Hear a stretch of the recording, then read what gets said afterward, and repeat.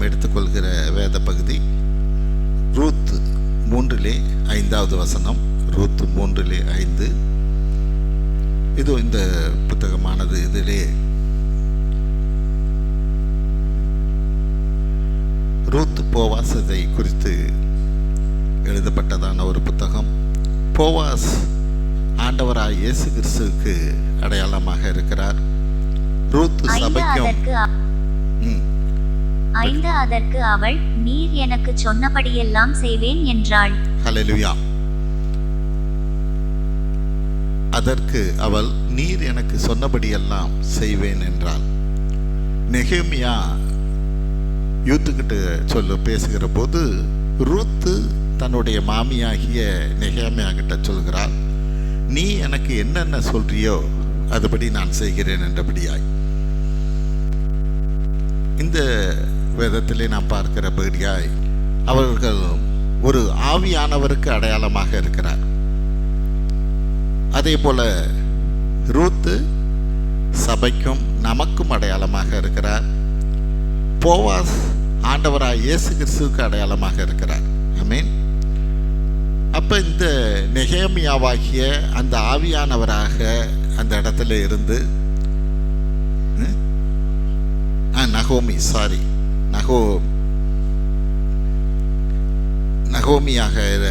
நகோமி வந்து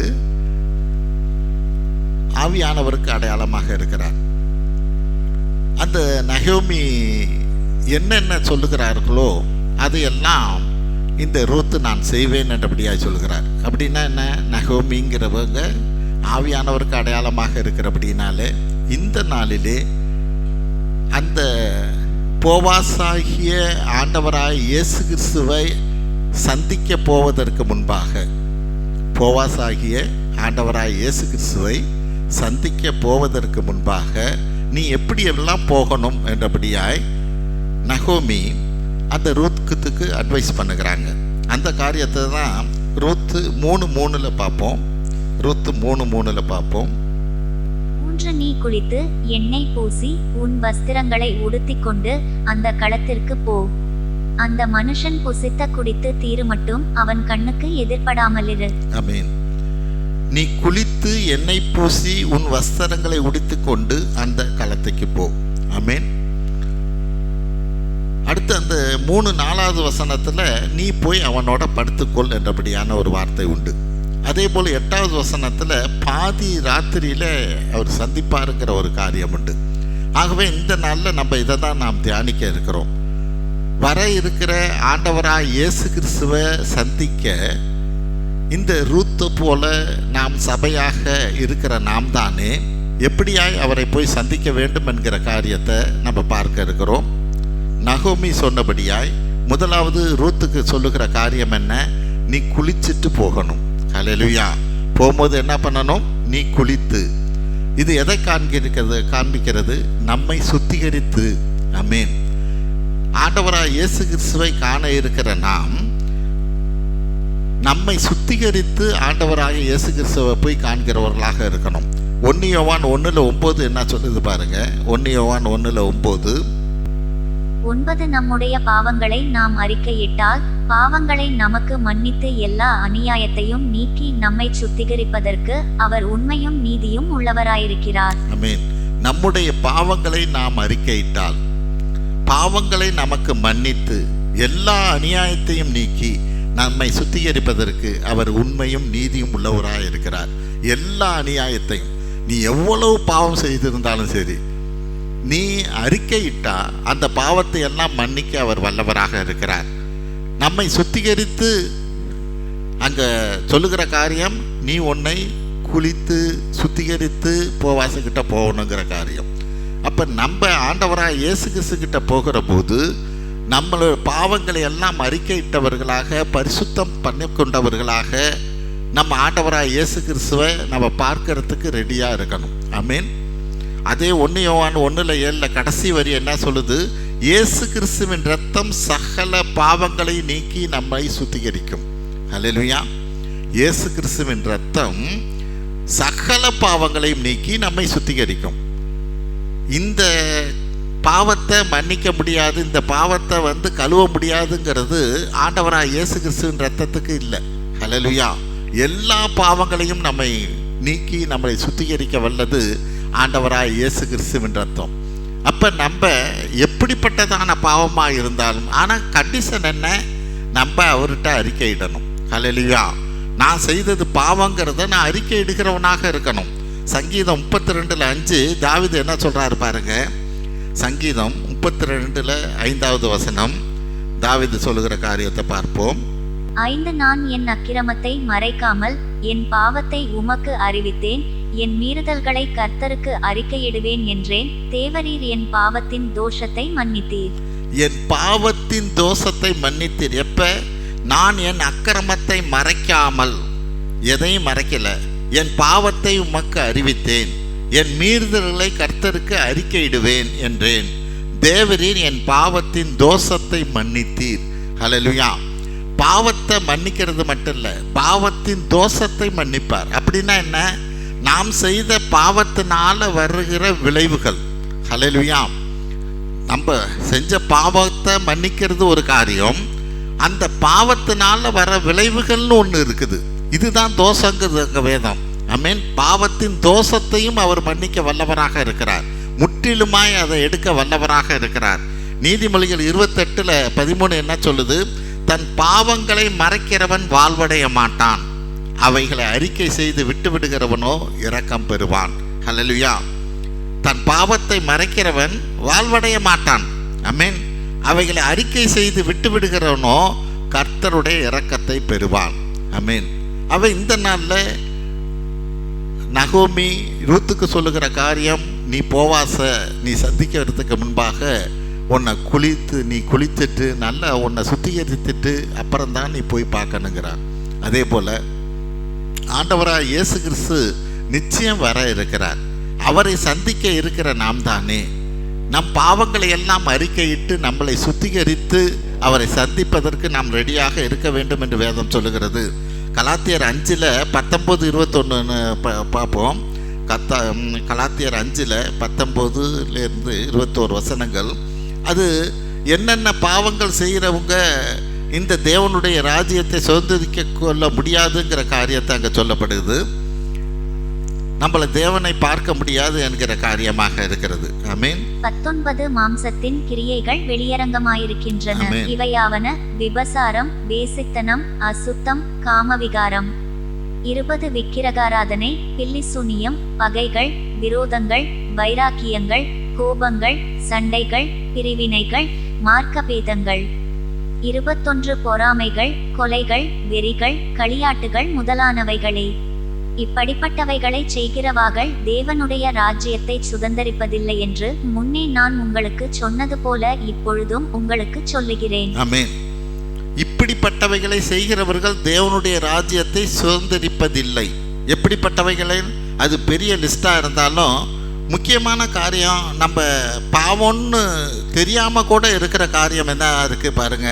அதுல வைராக்கியம், கோபங்கள், சண்டைகள், பிரிவினைகள். ஹல்லேலூயா. கோபப்படுறது நம்மளை பரலோகத்தில் போய் சேர்க்காது. ஆமென். சண்டைகள், பிரிவினைகள், மார்க்க பேதங்கள். ஆமென். அது ஒரு பெரிய லிஸ்டே இருக்கு. அப்போ இப்படிப்பட்டதான பாவங்கள் இருக்குமானா நம்மளை அதற்கு முன்பாக நம்மளை சுத்திகரிக்கிறவர்களாக இருக்கணும். பாவம் இல்லை என்போமானால் வசனம் சொல்லுகிறது, உங்களை நீங்களே ஏமாற்றிக் கொள்கிறீர்கள். ஹல்லேலூயா. அப்போ இந்த நாளில் ஒவ்வொரு நாளும் என்னை நான் சுத்திகரித்து ஆண்டவராக இயேசு கிறிஸ்துவின் வருகைக்கு நான் தயாராக இருக்கிறவனாக இருக்கணும். அடுத்தது அங்கே வசனம் என்ன சொல்லுகிறது? எண்ணெய் பூசி. ஹல்லேலூயா. நீ குளித்து எண்ணெய் பூசி. எண்ணெய் பூசிங்கிறது எது காரியம்? பரிசுத்த ஆவியானவருடைய அபிஷேகத்தை பெற்றவனாக. ஹல்லேலூயா. ஒருத்தர் பரிசுத்த ஆவியின் அபிஷேகத்தை பெற்றிருக்காங்களா இல்லையா அப்படிங்கிறத எப்படி நான் தெரிஞ்சுக்கிறது? குதிக்கிறதோ மற்ற காரியங்களோ அது மாதிரி அல்ல. ஆமென். அவனோட வாழ்க்கை முழுசும் மாறணும். ஹல்லேலூயா. அவன் பேச்சு மாறணும், நடத்த மாறணும், எல்லாமே மாறணும். ஹல்லேலூயா. இந்த மாற்றங்கள் முழுசா இருந்தாதான் அவன் கர்த்தருக்குள்ள அபிஷேகம் பெற்றவன்னே சொல்ல முடியும். ஹல்லேலூயா. வெளியரங்கமாக நாம் பார்க்கிற போது, ஆமென், எனக்குள்ள ஆவியானவர் இருக்கிறாருங்கிறது வேற. ஹல்லேலூயா. முழுமையான ஒரு அபிஷேகத்தை பெற்றவன்னா, இன்னும் சொல்ல போனா ஒரு பிரித்தெடுத்த வாழ்க்கையாக இருக்கணும். ஹல்லேலூயா. ஒரு பிரித்தெடுத்த வாழ்க்கை தான் மிக மிக அவசியமான ஒன்று. அந்த வாழ்க்கை இருக்கிறவங்க தான் நிச்சயமாக ஒரு அபிஷேகத்தை பெற்றவர்களாக இருப்பாங்க. அதை குறித்து நம்ம பின்னாடி பார்ப்போம். அது மட்டும் இல்லை, யோவான் 3:5 என்ன சொல்லுது பாருங்க. யோவான் 3:5, இயேசு பிரதியுத்தரமாக, ஒருவன் ஜலத்தினாலும் ஆவியினாலும் பிறவாவிட்டால் தேவனுடைய ராஜ்யத்தில் பிரவேசிக்க மாட்டான் என்று மெய்யாகவே மெய்யாகவே உனக்கு சொல்லுகிறேன். ஆமென்.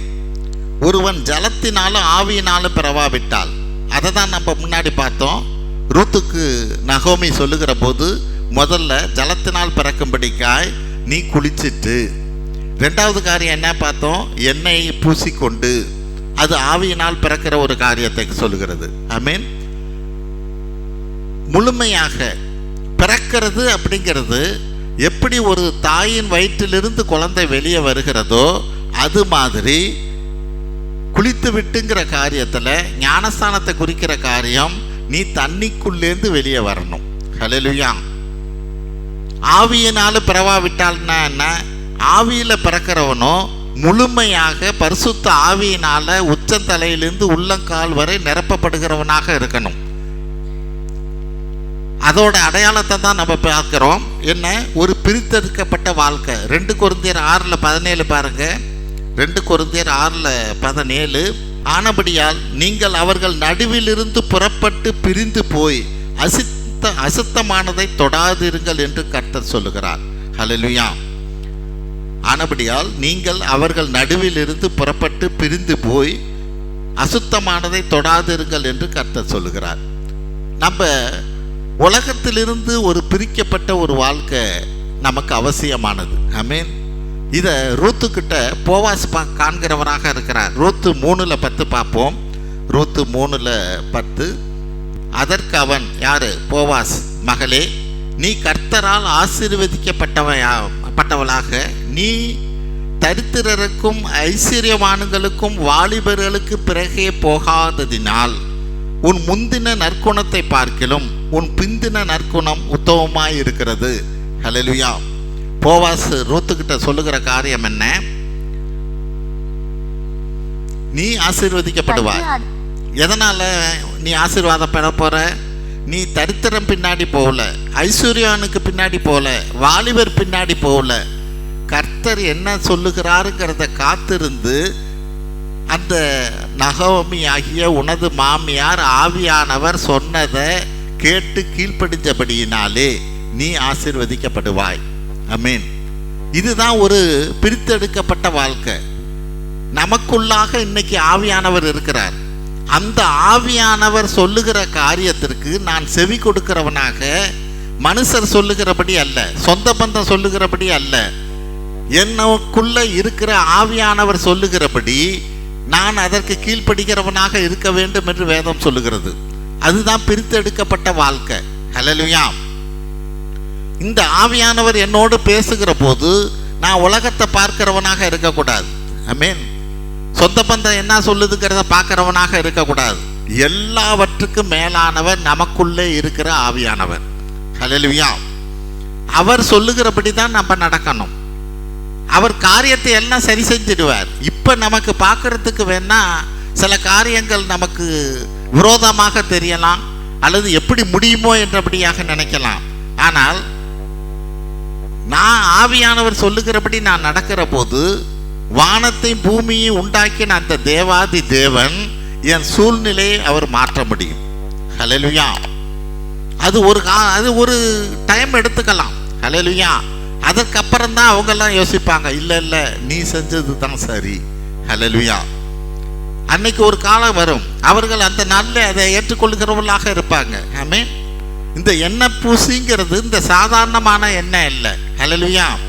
அந்த ஒரு அபிஷேக தைலமானது அந்த காரியம், ஒரு நல்ல வாசனை உள்ள ஒரு எண்ணெய். ஹல்லேலூயா. குளிச்சுட்டு நீ எண்ணெய் பூசி, அந்த வாசனை உள்ள அந்த எண்ணெயை நம்ம பூசுகிறவர்களாக இருக்கணும். அப்படின்னா என்ன? மற்றவர்களுக்கு நாம் மனம் தருகிறவர்களாக. எப்படி? 2 கொரிந்தியர் 2:15 பார்ப்போம். 2 கொரிந்தியர் 2:15, ரட்சிக்கப்படுகிறவர்களுக்குள்ளேயும் கெட்டு போகிறவர்களுக்குள்ளேயும் நாங்கள் தேவனுக்கு கிறிஸ்துவின் நற்கந்தமாய் இருக்கிறோம். ஹல்லேலூயா. எப்படி? ரட்சிக்கப்படுகிறவர்களுக்குள்ளேயும் கெட்டு போகிறவர்களுக்குள்ளேயும் நாங்கள் தேவனுக்கு கிறிஸ்துவின் நற்கந்தமாய் இருக்கிறோம். அப்படின்னா என்ன? நற்கந்தம்னா நல்ல வாசனை. இந்த நல்ல வாசனை நான் ரட்சிக்கப்பட்டவங்களுக்கு மட்டும் நல்ல வாசனை கொடுக்கிறவன் இல்லை. ஹல்லேலூயா. கெட்டு போகிறவங்களுக்கும் நல்லவங்களா இல்லாதவங்களுக்கும் நான் அதே வாசனை கொடுக்கிறவன். ஹல்லேலூயா. ஒரு ரோஜா பூ பூத்து இருக்குன்னா இவன் ரட்சிக்கப்பட்டவன் அந்த பக்கம் போகிறப்ப தான் வாசனை வருமா? அவன் ரட்சிக்கப்பட்டவனா ரட்சிக்கப்படாதவனா யாரா இருந்தாலும் அந்த வாசனை அவனுக்கு போகத்தான் செய்யும். ஹல்லேலூயா. அதை தான் இங்கே வேதம் சொல்லுது. நான் ரட்சிக்கப்படுகிறவர்களுக்கும் நல்ல வாசனையா இருப்பேன், ரட்சிக்கப்படாதவங்களுக்கு கெட்டு போகிறவங்களா இருக்கலாம், அவங்களுக்கும் நான் நல்ல வாசனையா இருப்பேன். ஆமென். இதுதான் ஆண்டவருடைய அபிஷேகம். ஹல்லேலூயா. இதை தான், இந்த எண்ணெயை தான் நீ பூசி இருக்கணும்னு சொல்றாங்க. ஆமென். அங்க நகோமி சொல்லுகிற காரியம், இந்த எண்ணெயை நீ பூசி இருக்கிறவங்களாக இருக்கணும். ஹல்லேலூயா. ஆகவே இந்த நாளில் நம்ம கிறிஸ்துவுக்குள்ளாக ஒரு பிரித்தெடுக்கப்பட்ட வாழ்க்கை தேவை. நம்மளை பார்க்குறவங்க இவங்களுக்குள்ளாக இப்படி ஒரு மாற்றம் இருக்குதே என்றபடியாய் சொல்லத்தக்கதாக இருக்கணும். 2 கொரிந்தியர் 6:15 என்ன சொல்லுது பாருங்க? கிறிஸ்துவுக்கும் பேலியாளுக்கும் இசைவேது, அவிவிசுவாசியோட விசுவாசிக்கு பங்கு எது? ஹல்லேலூயா. அப்ப நம்ம அவங்களோட ஒட்டி போய்கிட்டே இருக்கக்கூடாது. அவங்களுக்கு நமக்கும் இசைவே இல்லை. ஹல்லேலூயா. நம்மளுடைய காரியமே வேற. நம்ம நல்லவங்களுக்கு கெட்டவங்களுக்கும் வாசனை கொடுக்கிறவர்களாக இருக்கிறோம், ஆனா அவங்களோட கெட்டவங்களோட ஐக்கியம் பண்ணுகிறவர்களாக அல்ல. ஹல்லேலூயா. நம்ம ஐக்கியமா இருக்கணுங்கிறது வேற. ஆமென். இன்னைக்கு அப்படிப்பட்டதான எண்ணெய் பூசினவர்களாக நம்மளை பரிசுத்தம் பண்ணி குளித்து பரிசுத்தம் பண்ணி எண்ணெய் பூசி ஆண்டவராய் இயேசு கிறிஸ்துவை, வரப்போகிற கிறிஸ்துவை நான் சந்திக்கும்படியாக இருக்க வேண்டும் என்று வேதம் சொல்லுகிறது. அதே ரூத்து 3:3 என்ன சொல்லுகிறது? உன் வஸ்திரங்களை உடுத்தி கொண்டு நீ குளிக்கணும். அடுத்தது எண்ணெய் பூசிக்கணும். 3வது காரியம் என்ன பண்ணணும்? உன் வஸ்திரத்தை உடுத்தி கொண்டு போகணும். என்ன வஸ்திரம் இது? ஏசாயா 61:10 பாருங்க. ஏசாயா 61:10, கர்த்தருக்குள் பூரிப்பாய் மகிழ்கிறேன், என் தேவனுக்குள் என் ஆத்துமா களி கூறுகிறது. மணவாளன் ஆபரணங்களினால் தன்னை அலங்கரித்துக் கொள்கிறதற்கும் மணவாட்டி நகையினால் தன்னை சிங்காரித்துக் கொள்ளுகிறதுக்கும் ஒப்பாக அவர் இரட்சிப்பின் வஸ்திரங்களை எனக்கு உடுத்தி நீதியின் சால்வையை எனக்கு தரித்தார். ஹல்லேலூயா. மணவாட்டி எப்படி நகையை போட்டுக்கிறது போல மணவாளனாகிய அந்த ஆண்டவராய் இயேசு கிறிஸ்துவை சந்திக்கிற நான் என்ன இரட்சிப்பின் வஸ்திரங்களை எனக்கு உடுத்தி. ஹல்லேலூயா. இரட்சிப்பின் வஸ்திரத்தை எனக்கு உடுத்தின்னா என்ன அர்த்தம்? அந்த மணவாளன் மணவாட்டியை மணப்பதற்கு முன்பாக அவன் ஒரு புடவையை கொடுப்பான். ஹல்லேலூயா. அதை கட்டிக்கிட்டு தான் வரணும். ஆமென். அந்த இரட்சிப்பின் வஸ்திரத்தை அந்த ஆண்டவராய் இயேசு கிறிஸ்து தான் நமக்கு கொடுப்பார். ஹல்லேலூயா. அதை நான் உடுத்தினவனாக இருக்க வேண்டும் என்று வேதம் சொல்லுகிறது. ஆமென். வெளிப்படுத்தின விசேஷம் 3:5 பாருங்க. வெளிப்படுத்தின விசேஷத்துல 3:5, வெளிப்படுத்தின விசேஷம் 3:5, ஜெயம் கொள்ளுகிறவன் எவனோ அவனுக்கு வெண் வஸ்திரம் தரிக்கப்படும். ஹல்லேலூயா. அப்ப இங்க காரியம் என்ன? ஜெயம் கொள்ளுகிற ஆண்டவராக இயேசு கிறிஸ்து ஆகிய மணவாளன் மணவாட்டிக்கு இரட்சிப்பின் வஸ்திரத்தை கொடுப்பார்னு பார்த்தோம். அந்த இரட்சிப்பின் வஸ்திரத்தை எப்ப கொடுப்பார்? நீ ஜெயங்கொள்கிறவனாக இருக்கிற போது மட்டும்தான் அவனுக்கு வெண் வஸ்திரம் தரிக்கப்படும். ஜெயங்கொள்கிறவன்னா யாரு? இந்த உலக காரியத்துல நான் ஜெயங்கொள்கிறவனாக இருக்கணும். என்னை நோக்கி வருகிற எல்லா எதிர்ப்புகளா இருக்கட்டும், பிரச்சனைகளா இருக்கட்டும், இவற்றையெல்லாம் கர்த்தருக்குள்ளாக நான் ஜெயங்கொள்ளுகிறவனாக இருக்கணும். அப்படி ஜெயங்கொண்டா மட்டும்தான் எனக்கு வெண் வஸ்திரம் கொடுக்கப்படும். ஹல்லேலூயா. வெண் வஸ்திரத்தை அவர், அந்த இரட்சிப்பின் வஸ்திரத்தை எல்லாத்துக்கும் கொடுத்துட மாட்டார். ஹல்லேலூயா. கிறிஸ்துவுக்குள்ளாக எனக்கு வர பிரச்சனைகளிலே நான் ஜெயங்கொள்ளுகிறவனாக இருந்தாதான் எனக்கு அந்த வெண் வஸ்திரம் கொடுக்கப்படும். ஆமென். அப்ப வஸ்திரத்தை உடுத்திக்கிட்டு தான் நீ போகணும் என்றபடியாக வேதம் சொல்லுகிற போது, அங்க நகோமி ரூத்துக்கு சொல்லுகிற போது, இந்த வஸ்திரத்தை எப்ப நம்ம பெற்றுக்கொள்ள முடியும்? கர்த்தரிடத்திலிருந்து நான் ஜெயங்கொள்கிறவனாக இருக்கிற போது மட்டும்தான். வெளிப்படுத்திய விசேஷம் 19:8, சுத்தமும் பிரகாசமுமான மெல்லிய வஸ்திரம் தரித்து கொள்ளும்படி அவளுக்கு அளிக்கப்பட்டது. அந்த மெல்லிய வஸ்திரம் பரிசுத்தவான்களுடைய நீதிகளே. ஹல்லேலூயா. அந்த வெண் வஸ்திரம் எப்படியா இருக்குமா? சுத்தம் பிரகாசமான மெல்லிய வஸ்திரம் தரித்து கொள்ளும்படி நீ ஆடையை அணிந்து கொள்ளு வரும்படி அவளுக்கு அளிக்கப்பட்டது. அந்த மெல்லிய வஸ்திரம் பரிசுத்தவான்களுடைய நீதியே. ஹல்லேலூயா. நான் எவ்வளவுக்கு எவ்வளவு நீதியாக நடக்கிறேனோ கர்த்தருக்குள்ளாக இந்த பரிசுத்த வெண் வஸ்திரமானது எனக்கு கொடுக்கப்படும். ஹல்லேலூயா. இதை தான் நம்ம மத்தேயு 22:11-12 அந்த கல்யாண விருந்தில் பார்ப்போம். அங்கே கல்யாண விருந்து நடந்துக்கிட்டு இருக்கு. அந்த ராஜா வந்து எல்லாத்தையும் சுற்றி பார்க்க வருவார். வருகிற போது அங்கே கல்யாண வஸ்திரம் இல்லாத ஒருவனை பார்த்து, ஹல்லேலூயா, கல்யாண வஸ்திரம் இல்லாத ஒருவனை பார்த்து, நீ எப்படி உள்ள வந்த? இவனை கையும் காலுமா கட்டி போடுங்கிறார். இது இந்த கல்யாணம் எப்போ நடக்கிறது? அந்த 7 வருஷம் நடக்க போகிற அந்த கல்யாண விருந்து. அப்பனா இவன் எப்படி பரலோகத்துக்கு போனான்? ஹல்லேலூயா. இவன் மற்றவங்க சொன்னாங்களேன்னு ரட்சிக்கப்பட்டான், ஞானஸ்நானம் எடுத்தான், ரட்சிப்புக்குள்ளாக வந்தான். ஆனால் ஜெயங்கொள்கிற வாழ்க்கை இல்லை. ஹல்லேலூயா. எப்படி? ரட்சிக்கப்பட்டான், ஆனால் ரட்சிக்கப்பட்டவன் உலகத்தில் ஜெயங்கொள்கிற வாழ்க்கை இல்லை. அதனால இவனுக்கு வெண் வஸ்திரம் தரிக்கப்படலை. ஆனால் அந்த வெண் வஸ்திரம் இல்லாமல் நான் கல்யாண விருந்துக்கு போயிட்டான். ஹல்லேலூயா. அங்கே ராஜாவாகிய ஆண்டவராக இயேசு கிறிஸ்து சுற்றி பார்க்குறார். இவனை ஒருத்தனை பார்த்துட்டார். நீ எப்படி வஸ்திரம் இல்லாமல் வந்த? ஹல்லேலூயா. இவனை கட்டி போடுங்கிறார். ஆமென். அது நரகம் அல்ல. இது எப்படி இருக்கும்னா, வரிசையில் பந்தியில் எல்லாம் உக்காந்துருக்கீங்க. நடுவில் ஒருத்தர் அவர் அந்த திருமணத்தை நடத்துகிறவர் வந்து பார்த்துட்டு, நீ யாருப்பா புதுசாக இருக்க, நீ எப்படி உள்ளே வந்த, எந்திரின்னா உங்களுக்கு எப்படி இருக்கும்? ஹல்லேலூயா. எந்திரிச்சு வெளியே போனால் உங்களுக்கு எப்படி இருக்கும்னு யோசிச்சு பாருங்க. ஆமென். அப்படிதான் அது இருக்கும். ஹல்லேலூயா. நீ எல்லா காரியத்திலும் நீ மேலே வேணா போகலாம், ஆனால் அங்கே இந்த காரியங்கள் நடக்காது. ஹல்லேலூயா. தேவன் அந்த இடத்துல உனக்குன்னு அது வேற ஒரு இடம். அது பற்கடிப்பு உள்ள இடம்னா என்ன? மற்றவங்க எல்லாம் உள்ள உட்காந்து சாப்பிட்டுக்கிட்டு இருப்பாங்க. உன்னை வெளியில் போய் உட்காந்துக்கிட்டு இருந்தால் உன் மனநிலை எப்படி இருக்குன்னு யோசிச்சுப்பார். ஹல்லேலூயா. அந்த மனநிலைக்கு சொல்லுகிற வார்த்தை தான் அதே ஒழிய அது நரகம் அல்ல. ஆமென். அது நரகம் அல்ல. ஹல்லேலூயா. இந்த வஸ்திரத்தை நான் தரித்தவனாக இருக்கணும். அதை தான் வேதம் சொல்லுகிறது. நீ குளிச்சு உன்னை பரிசுத்தமாக்கி கொண்டு அங்கே காரியம் என்ன? அடுத்தது எண்ணெய் பூசி ஆவியானவரை, பரிசுத்த ஆவியானவரை பெற்றவராக வஸ்திரத்தை தரித்தவனாக. ஹல்லேலூயா. இந்த பரிசுத்த ஜெயங்கொள்ளுகிறவனுக்கு கொடுக்கப்படுகிற அந்த வஸ்திரத்தை தரித்தவனாக. ஆமென். நீ அவனை போய் பார்க்கணும். ஆண்டவராக இயேசு கிறிஸ்துவை, அதாவது போவாசை நீ போய் பார்க்கணும் என்று வேதம் சொல்லுகிறது. அதுக்கு அடுத்தது 3:3 அந்த வசனம் என்ன சொல்லுது? அப்படி நீ தயாராகி நீ அந்த களத்துக்கு போ. ஹல்லேலூயா.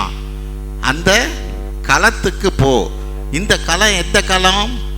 தேவன் எந்த இடத்துக்கு போக சொல்லுகிறாரோ அந்த களம். ஆமென். நீ ஞானஸ்நானம் எடுக்கலாம்.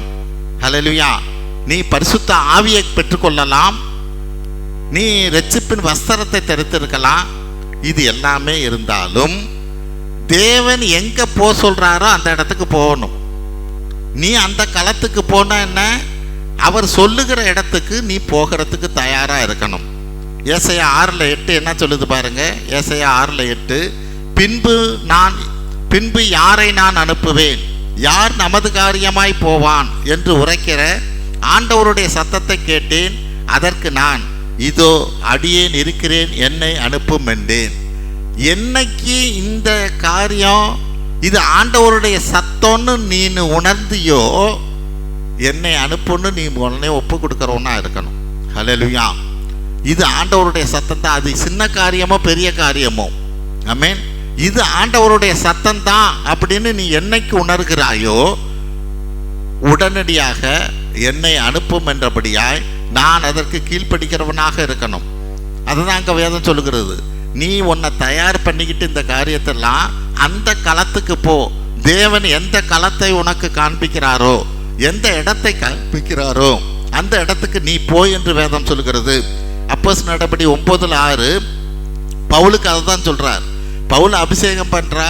பவுல் அந்த இடத்துல வந்து கிறிஸ்துவாலே தொடப்படுகிறவராக இருக்கிறார். ஆனால் அவர்கிட்ட சொல்லுகிற, அவன் நடுங்கி திகைத்து, ஆண்டவரே, நான் என்ன செய்ய சித்தமாய் இருக்கிறீர் என்றான். நான் இப்போ ஆண்டவர் தொட்டுட்டார்.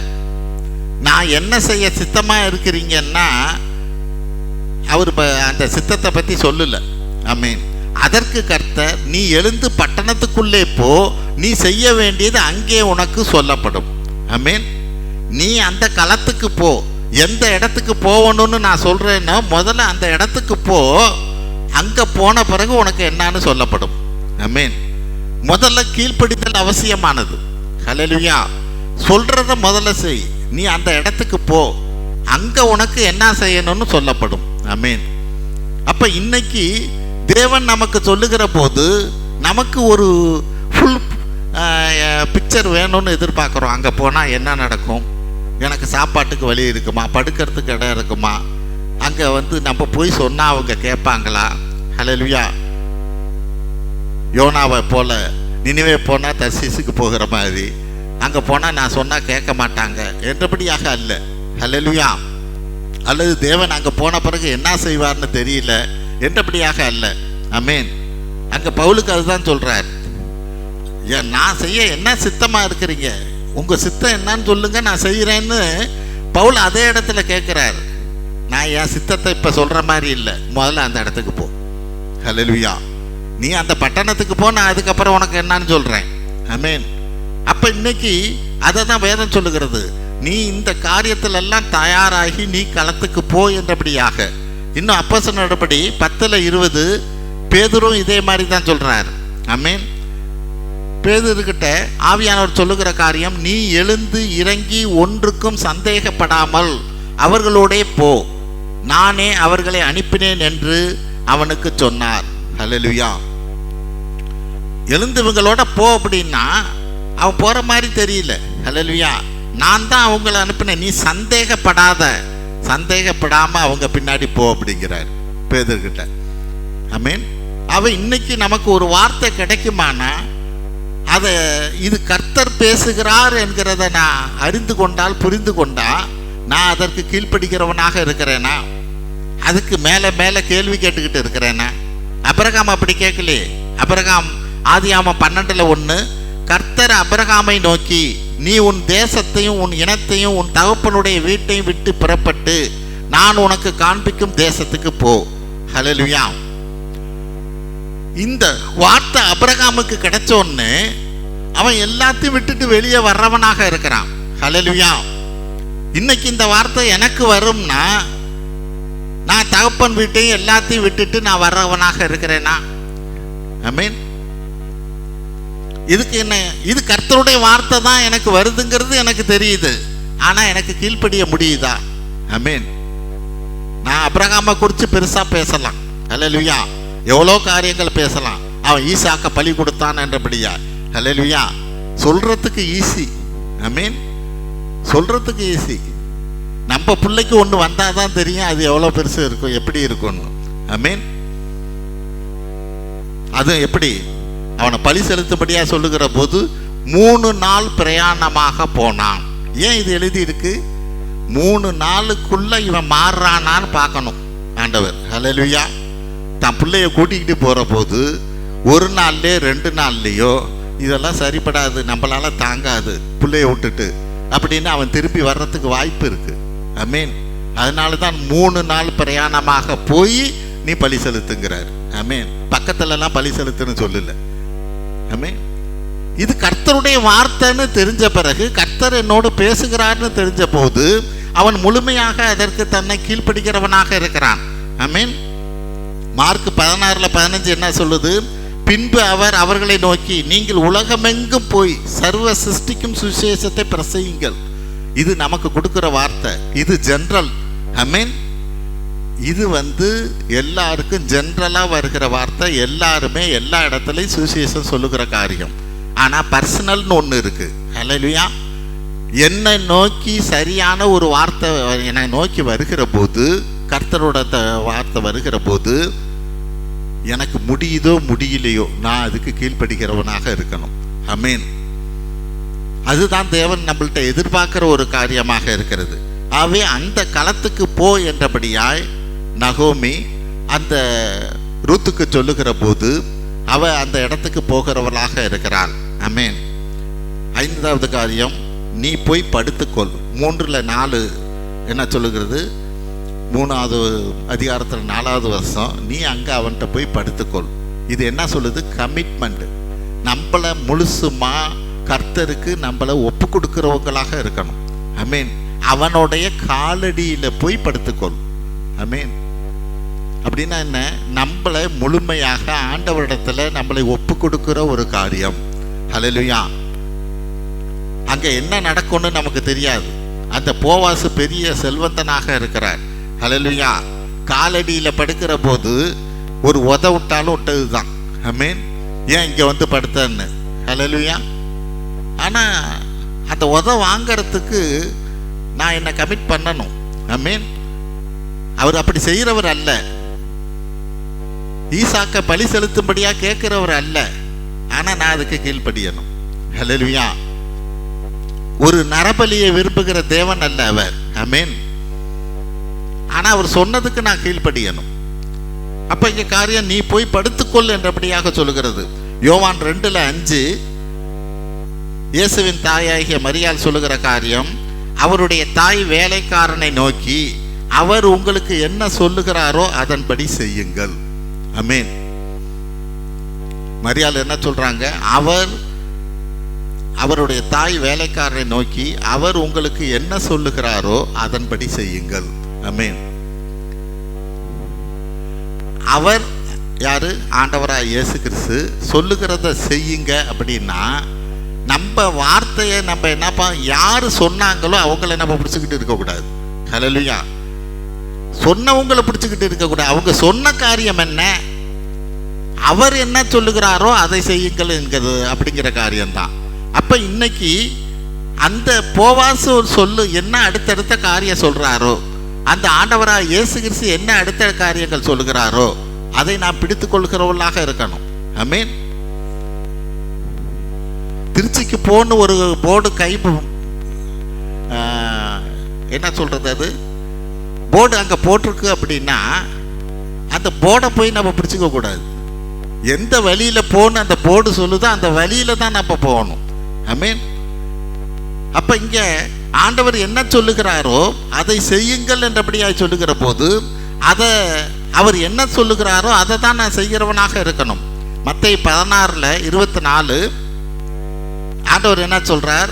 அப்பொழுது இயேசு தம்முடைய சீசர்களை நோக்கி, ஒருவன் என்னை பின்பற்ற விரும்பினால் அவன் தன்னைத்தான் வெறுத்து தன் சிலுவையை எடுத்துக்கொண்டு என்னை பின்பற்ற கடவன்.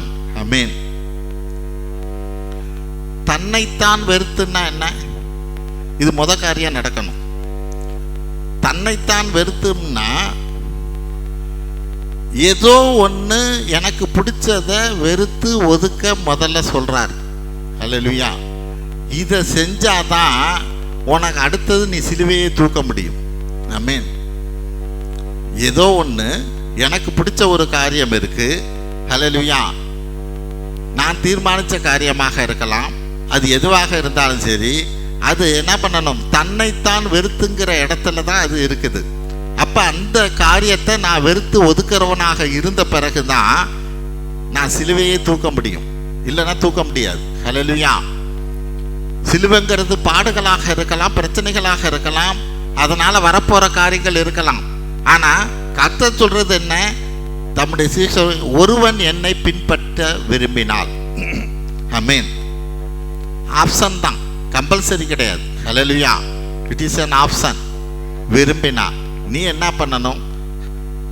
தன்னைத்தான் வெறுக்கணும்.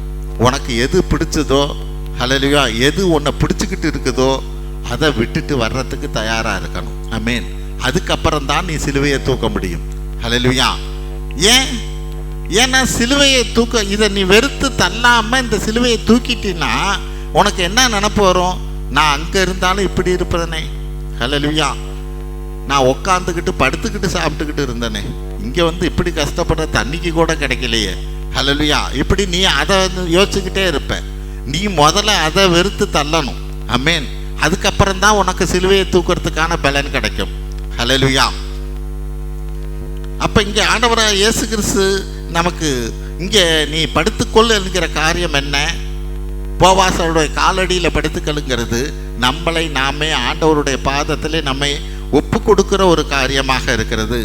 கலாத்தியர் 1:16-17 வசனங்களை பார்ப்போம். பவுல் எப்படி பண்ணுகிறார்? அவருக்கான அழைப்பு வந்த பிறகு கலாத்தியர் 1:16-17, தம்முடைய குமாரனை நான் புறஜாதிகளிடத்திலே சுவிசேஷமாக அறிவிக்கும் பொருட்டாக அவரை எனக்குள் வெளிப்படுத்த பிரியமாய் இருந்தபோது உடனே நான் மாமிசத்தோடும் இரத்தத்தோடும் யோசனை பண்ணாமல், ஆமென், ஆண்டவராய் இயேசு கிறிஸ்துவின் ஊழியத்தை நான் செய்யணும் என்றபடியா ஒரு காரியம் எனக்கு தேவன் கொடுத்த பிறகு நான் மாமிசத்தோடும் இரத்தத்தோடும் யோசிக்காமல், மாமிசத்தோடுன்னா என்ன? இந்த மாமிச பிரகாரமான எல்லா எண்ணங்கள், ஹல்லேலூயா, அந்த எண்ணங்களை எல்லாம் நான் விட்டு இரத்தத்தோடுன்னா என்ன? நம்ம சொந்த பந்தத்தோடெல்லாம் நான் யோசிக்காமல், குடும்பத்தோடு யோசிக்காமல், அவங்கள்ட்ட போய் யோசனை கேட்காம, எனக்கு முன்னே அப்போஸ்தலரிடத்திலே எருசலேமுக்கு போகாமல், எனக்கு சீனியராக இருக்கிறவங்களா இருக்கலாம், எனக்கு மேலதிகாரியாக இருக்கலாம், அவங்கள்ட்ட போய் இதை பற்றி நான் அவங்களுக்கு ஆலோசனை பண்ணாமல் அரபு தேசத்துக்கு புறப்பட்டு போய் மறுபடியும் தமஸ்கு ஊருக்கு திரும்பி வந்தேன். ஹல்லேலூயா. அப்போ இந்த பவுல் தனக்கான அழைப்பு வந்த பிறகு எனக்கு இப்படி ஒரு சத்தம் கேட்குது, இதை எனக்கு என்ன ஆண்டவர் ஊழியத்துக்கு அழைக்கிறாருங்கிற சொல்லுகிற போது குடும்பத்தோடெல்லாம் யோசிக்கலை. ஹல்லேலூயா. தனக்கு மேலே இருக்கிறவங்கள்கிட்டலாம் யோசிக்கலை. ஆமென். யோசித்தா நிச்சயம் அவங்களுக்கான ஒரு யோசனையை சொல்லுவாங்க. ஆமென். மாமிசத்தோடும் யோசிக்கலை. நானே எனக்கான யோசனை இப்படி இருந்தால் இப்படி ஆகும் அப்படி ஆகணும்னு இந்த மாமிசத்தோடும் யோசிக்கலை. கர்த்தர் என்னை நடத்துவார். ஹல்லேலூயா. ஆமென். இன்னைக்கு அப்படிப்பட்டதான காரியம் தான் நமக்கு தேவை. நான் ஆண்டவருடைய பாதத்தில் என்னை ஒப்பு கொடுக்குறேன் அப்படின்னா தேவனுடைய சித்தத்தை நிறைவேற்றும்படிக்காக நான் செல்லுகிறவனாக இருக்கணும். 1 தெசலோனிக்கேயர் 2:4, சுவிசேஷத்தை எங்களிடத்தில் ஒப்புவிக்கத்தக்கதாய் தேவன் எங்களை உத்தமர் என்று எண்ணினபடியே நாங்கள் மனுஷருக்கு அல்ல, எங்கள் இருதயங்களை சோதித்தருகிற தேவனுக்கே பிரியமுண்டாக பேசுகிறோம். எங்கள் இருதயங்களை சோதித்தருகிற அப்படின்னா என்ன? நீ என்ன யோசிக்கிறேங்கிறது அவருக்கு தெரியும். ஹல்லேலூயா. என்ன யோசிக்கிற, என்ன உனக்கு தடையா இருக்குங்கிறது அவருக்கு தெரியும். அதை தான் அங்கே வேதம் சொல்லுகிறது. எங்கள் இருதயங்களை சோதித்தருகிற தேவனுக்கு பிரியமுண்டாக நாங்கள் பேசுகிறோம். ஆமென். அந்த ஆண்டவருக்கு பிரியமுண்டாக நான் நடக்கிறவனாக இருக்க வேண்டும். ஆமென். கடைசியாக அந்த 3வது அதிகாரம் 8வது வசனத்திலே பாதி ராத்திரியிலே போவாசம் அளிக்கிறார். ஆமென். இது என்ன பாதி ராத்திரி? 1 தெசலோனிக்கேயர் 5:2 சொல்லுது, இரவில் திருடன் வருகிற விதமாய் கர்த்தருடைய நாள் வரும் என்று நீங்களே நன்றாய் அறிந்திருக்கிறீர்களே. ஹல்லேலூயா. இதுதான் பாதி ராத்திரி. இதை குறித்து நமக்கு பல சந்தேகம் இருக்கலாம். ஆனால் வசனங்கள் திரும்ப திரும்ப அந்த ராத்திரியை குறித்து தான் பேசுது. 1 தெசலோனிக்கேயர் 5:2 இரவின் திருடன் வருகிற விதமாய் கர்த்தருடைய நாள் வரும் என்று நீங்கள் நன்றாய் அறிந்திருக்கிறீர்களேங்கிறார். இங்கே போவாசம் பார்த்தீங்கன்னா அந்த பாதி ராத்திரியில தான் எந்திரிக்கிறார். 2 பேதுரு 3:10 பாருங்க. 2 பேதுரு 3:10, கர்த்தருடைய நாள் இரவிலே திருடன் வருகிற விதமாய் வரும். ஆமென். அப்போ இங்கே பேதுருவிலையும் என்ன சொல்லப்படுகிறது? இரவில் தான் வருவாருங்கிற மாதிரி சொல்லுது. ஆமென். கர்த்தருடைய நாள் இரவிலே திருடன் வருகிற விதமாய் வரும். மத்தேயு 25:6 நடு ராத்திரியிலே இதோ மணவாளன் வருகிறார், அவருக்கு எதிர்கொண்டு போக புறப்படுங்கள் என்கிற சத்தம் உண்டாயிற்று. ஹல்லேலூயா. மத்தேயு 25:6 நடு ராத்திரியிலே இதோ மணவாளன் வருகிறார், அவருக்கு எதிர்கொண்டு போக புறப்படுங்கள். எது? இந்த 10 கன்னிகைகளை குறித்து சொல்லப்படுகிறது. ஆமென். இந்த 10 கன்னிகை குறித்து காரியம் என்ன? இது ஒரு ரகசிய வருகை. ஏன்னு கேட்டா 10 கன்னிகை இல்ல, 5 பேர் உள்ள போயிட்டாங்க, 5 பேர் இங்க இருக்கிறாங்க. அப்படின்னா என்ன அர்த்தம்? கொஞ்சம் பேர் எடுத்துக்கொள்ளப்படுவாங்க, கொஞ்சம் பேர் இந்த உலகத்துல இருப்பாங்க. ஹல்லேலூயா. அப்ப இதுவும் எப்ப நடக்குது? இதுவும் நடு ராத்திரியிலே. நீங்க தெசலோனிக்கேல எடுத்து படிச்சா தெரியும். அந்த 4வது அதிகாரத்துல அவரை எதிர்கொண்டு போக என்றபடியாக தான் அந்த வசனம் இருக்கும். 1 தெசலோனிக்கேர் 4:16-17 பாருங்க. 1 தெசலோனிக்கேர் 4:16-17 ஏனெனில் கர்த்தர் தாமே ஆரவாரத்தோடும் பிரதானுடைய சத்தத்தோடும் தேவ எக்காலத்தோடும் வானத்திலிருந்து இறங்கி வருவார். அப்பொழுது கிறிஸ்துவுக்குள் மரித்தவர்கள் முதலாவது எழுந்திருப்பார்கள். பின்பு உயிரோடு இருக்கிற நாமும் கர்த்தருக்கு எதிர்கொண்டு போக, அதை தான் அண்டர்லைன் பண்ணணும், கர்த்தருக்கு எதிர்கொண்டு போக. அங்க மத்தேயுல 25:6 பார்த்தோம், நடுராத்திரிலே இதோ மணவாளன் வருகிறார், அவருக்கு எதிர்கொண்டு போக. ஹல்லேலூயா. அப்ப எதிர்கொண்டு போகன்னா என்ன? எதிர்த்த மாதிரி வர்றவங்கன்னா நம்ம எதிர்கொண்டு போகலாம். ஆண்டவராக இயேசு கிறிஸ்து வானத்திலிருந்து இறங்கி வர்றாருன்னா நம்ம எதிர்கொண்டு எப்படி போவோம்? கீழே இருந்து மேலே போவோம். ஹல்லேலூயா. இது எல்லாமே எங்க வேதம் என்ன சொல்லுது? நடுராத்திரியில நடக்கும்னு சொல்லுது. ஆமென். இதுக்கான விளக்கம் இன்னும் என்னங்கிறது எனக்கு தெரியல. ஆனா எல்லா இடத்துலையும் இது இரவிலே நடக்கும்னு. ஆமென். அது எப்படிங்கிறது நமக்கு புரிய முடியல. ஏன்னு கேட்டா இங்க ராத்திரி, இப்ப பகல்னாக்கா அமெரிக்காவில் ராத்திரி. ஆமென். ஆனா காரியம் என்ன? எல்லா இடத்துலும் ஒரே நேரத்தில் நடக்கும். அதை தான் ஆண்டவர் அங்க ஓமையில சொல்லிடுவார். எப்படி சொல்லுவார்? 2 பேர் வயக்காட்டில் இருப்பாங்க, ஒருத்தர் எடுத்து கொல்லப்படுவாங்க. 2 பேர் மாவரைச்சிக்கிட்டு இருப்பாங்க, ஒருத்தர் எடுத்து கொல்லப்படுவாங்க. 2 பேர் பெட்ல படுத்திருப்பாங்க, அதுல ஒருத்தர் எடுத்து கொல்லப்படுவாங்க. ஹல்லேலூயா. இது காரியம் என்ன? பூமி எங்கும் ஒரே நேரத்தில் இந்த காரியம் நடக்கும் என்பதை ஆண்டவர் சொல்லுகிறார். ஹல்லேலூயா. இங்க ராத்திரினா அங்க பகல். இங்க பகல்ல எப்படி மாவரைக்கிற என்ன சொல்றது, வயக்காட்டில் இருக்கிற நேரம்னா அமெரிக்காவில் வந்து பெட்ல படுத்திருக்கிற நேரம். இன்னும் இங்கே சவுதி அரேபியா இந்த பக்கம் 4, 5, 6 மணி நேரம் நமக்கு வித்தியாசம். அங்கே மாவரைக்கிற நேரம். அப்போ ஒரு நொடி பொழுதிலே, ஒரு இமை பொழுதிலே இந்த காரியம் நடந்து போகும். ஹல்லேலூயா.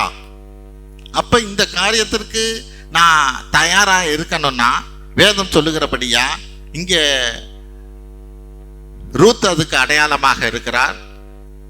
நகோமி ஆகிய ஆவியானவர் தாமே சொல்லுகிற காரியத்தின்படியாய் ஆண்டவராய் இயேசு கிறிஸ்துவின் வருகைக்கு ஆயத்தமாக என்னை நான் சுத்திகரித்து கொண்டு ஆவியினால் அபிஷேகம் பெற்றவனாக, இரட்சிப்பின் வஸ்திரத்தை தரித்தவனாக, அவர் சொல்லும் களத்துக்கு போய் ஊழியம் செய்து அவருக்கு கீழ்ப்படிந்து அவர் வருகைக்கு எந்த நேரமும் நான் தயாராக இருக்கிறவனாக இருக்கிற போது நிச்சயமாக அவர் என்னை எடுத்துக்கொள்வார். ஆமென். அவை இந்த நாள்ல நம்ம இந்த காரியங்கள் எல்லாம் நமக்குள்ள இருக்கா என்பதை ஆராய்ந்து பார்ப்போம். அதற்கு நம்மளை தயார்படுத்துவோம். ஆண்டவராய் இயேசு கிறிஸ்துவின் வருகையிலே அவரோடு கூட எதிர்கொண்டு போவோம். ஆமென். ஜெபிப்போம்.